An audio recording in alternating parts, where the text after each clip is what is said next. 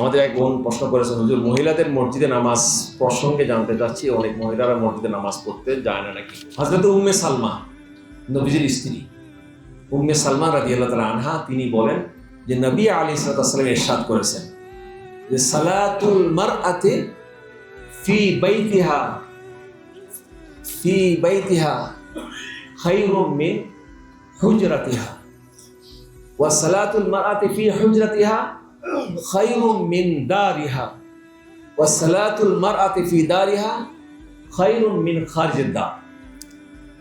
হাদিসটা উম্মে সালমা রাদিয়াল্লাহু আনহা রিওয়ায়াত করেছেন এবং নবীজি ইরশাদ করেন যে মহিলাদের নামাজ তাদের বাইত বলা হয়, একান্ত শয়ন কক্ষ, এটাকে বলে বাইত।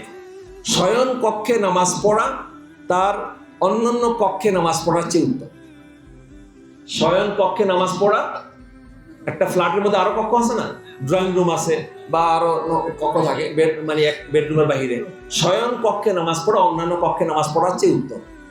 আবার তার ফ্ল্যাটে বা তার বাড়িতে নামাজ পড়া বাড়ির বাহিরে নামাজ পড়ার চেয়ে উত্তম।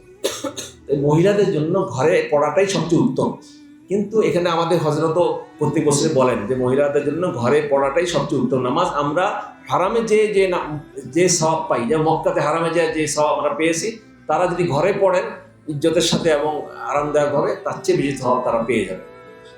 তো এই সওয়াব তো আছে, কিন্তু তারপর আমি নিষেধ করি না কেন, মানুষের আবেগের ব্যাপার আছে। এত কষ্ট করে দূর থেকে আসছি আল্লাহর নবীর ঘরে বা মসজিদের, মক্কার মসজিদে, সেখানে যে নামাজটা পড়বো, বাইতুল্লাহটা দেখবো, হারাম শরীফটা দেখবো, আবার এখানে মসজিদ নবীতে যাব, এই আবেগের কারণে আমি নিষেধ করি না।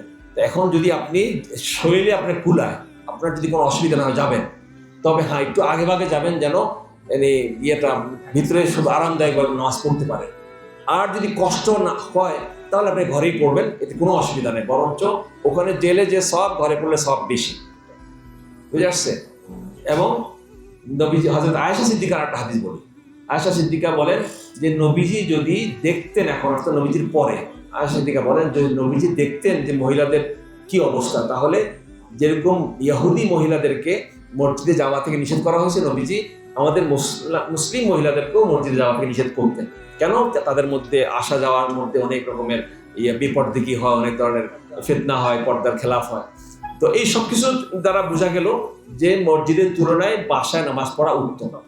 তবে এখানে আসলে অনেকেরই মন মানে না যে আল্লাহর কাছে এত কষ্ট করে আসলাম, হারাম শরীফে যাবো না, মসজিদে নবীতে নামাজ পড়বো না। হ্যাঁ ঠিক আছে, পড়েন, কোনো অসুবিধা নাই।